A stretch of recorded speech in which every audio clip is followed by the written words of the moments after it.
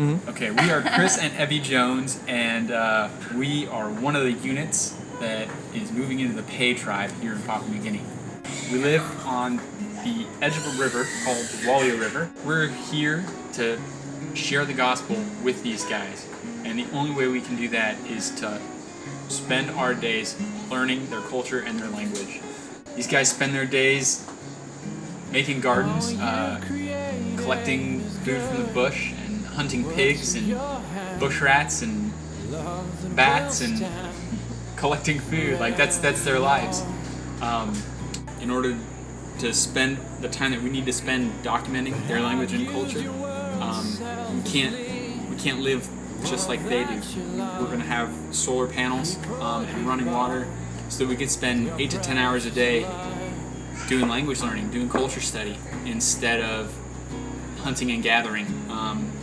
So we have these awesome friends, Ben and Alicia Miller, from back in Indiana, and Ben is a builder dude, Builder Ben. And so, man, when Ben and Alicia said that they were totally interested in coming out here to Papua New Guinea and checking this place out, and even considering, man, one day doing church planting here in another tribe, we're both really excited at that. When the leaves fall and bare naked trees, I will remember the God. Alright, well, my name is Ben, and Ben Miller, and me and Alicia, my wife. We're a couple months back, we were approached by some of the pastors in our church about an opportunity to come help Chris and Evie Jones with their house building project in Pei in the country of Papua New Guinea. And so then, beginning of November, we left Indiana. From the sky, so why would you care for a heart such as mine? Once we got here, the first day we kind of hung out with Chris and Evie, got over jet lag, and then we began to help them with their allocation and just getting stuff packed up and ready to move to the tribe. So getting stuff for flights weighed up, and then a couple days after we got here, we, four of us, headed out to the Pei tribe to begin some initial building and ground clearing for their houses. We hopped on a small aircraft, which took us an hour to a grass runway, and then we took a 3-hour canoe ride upriver to where Pei is located. And when we first got there, there was a few logs that the men from Pei had gathered, and we began looking for the best spot to build, and started clearing the ground. And there was probably between, I don't know, 20 to 30 trees, large trees we had to clear out. So we spent a couple days clearing the ground with chainsaws and axes, and all the men of the village helped out as well. And so it was just a big effort to get this land just cleared in order to put a couple houses there. After the land was cleared, then we had to go find posts for the house to sit on. Because of the water and the terrain there, the house had to sit up off the ground. So we went out into the bush and started getting these posts, and it's hot. It's over 100 degrees most days, and once you get out into the bush, it cools down a little bit, but then there's hundreds of mosquitoes all over you.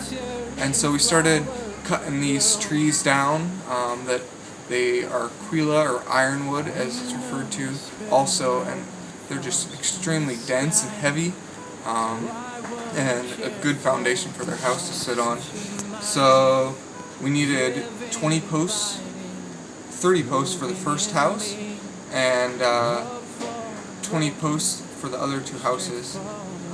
So we started gathering posts, and we'd cut the trees down, and the Pei guys would round them up and get all the bark off the outside just so you have a good inside core to these posts. After we got the posts, we needed to gets, they call them bears, so the floor joists to sit on them, and these were located in a swamp. So we went up to a swamp and started cutting down these special trees that they use for bears, and it was about a quarter-mile walk in, and I mean, when you say swamp, it was a swamp. There's like 2 foot of dry ground and then 10 foot of just swamp, and if you fell off their little 1-inch bridge across this swamp, it was just like a 1-inch stick laying across it. If you fell off, you went up to your waist in mud, and it was quite the experience. I mean, these logs, you're carrying them on your shoulder, trying to carry them a quarter-mile through a swamp. It was very grueling work, but it was necessary to get these logs. So we brought those back.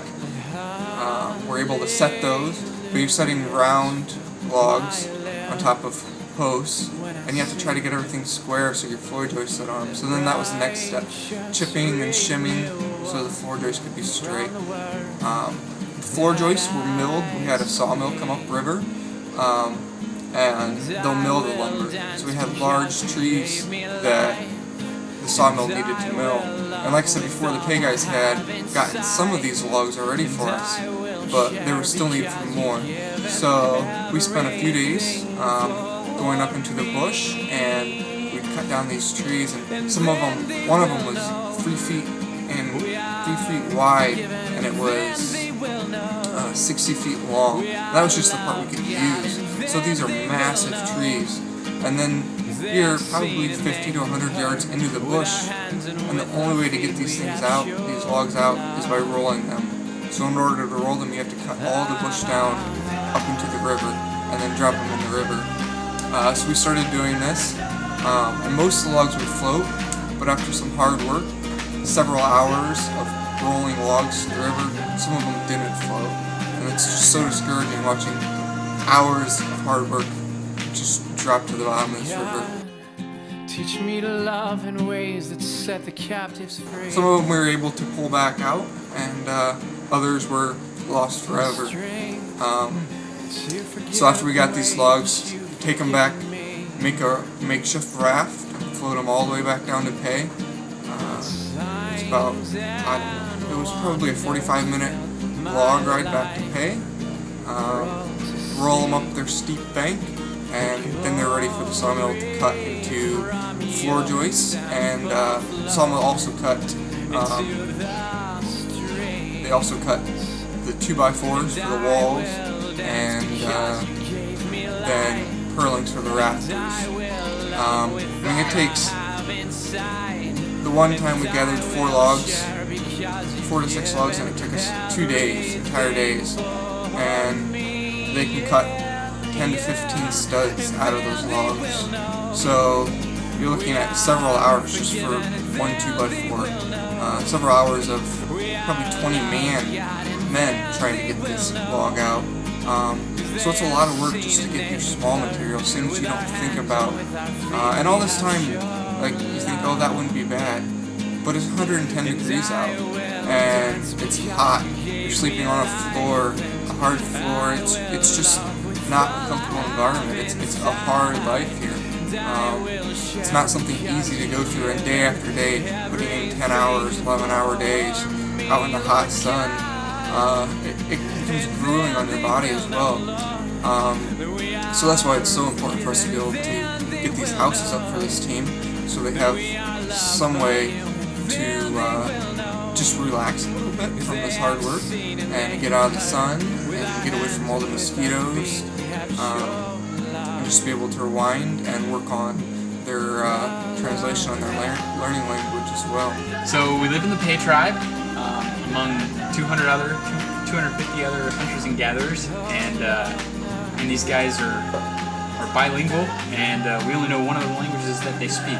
We're here to bring the gospel into their language, into their culture, and we've had specialized training for this. New Tribe's mission is the mission that we're with, and they have a training center in Missouri, and they taught us everything from how to live in the bush and function in the bush, to how to contextualize the gospel, and how to translate scripture, how to learn their language, their tribal language, and so we're really thankful for the training that we've had there in Missouri. Alright, so all in all, we're super excited to be able to spend time here in Papua New Guinea and just kind of see what tribal church planting life might look like a little bit. Hope is to be able to come back here to Papua New Guinea in end of 2015 or beginning of 2016 and to work in the tribe also. And so in order to do that, we first need to finish up our training.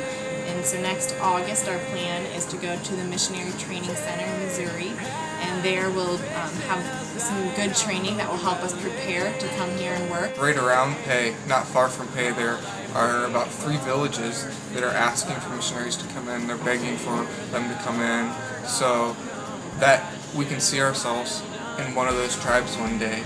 But in order to get there, we can't just come in like we did just to come in to build. We need further training for that. So our plan is to head there in August, and that'll be a 1.5-year long training program.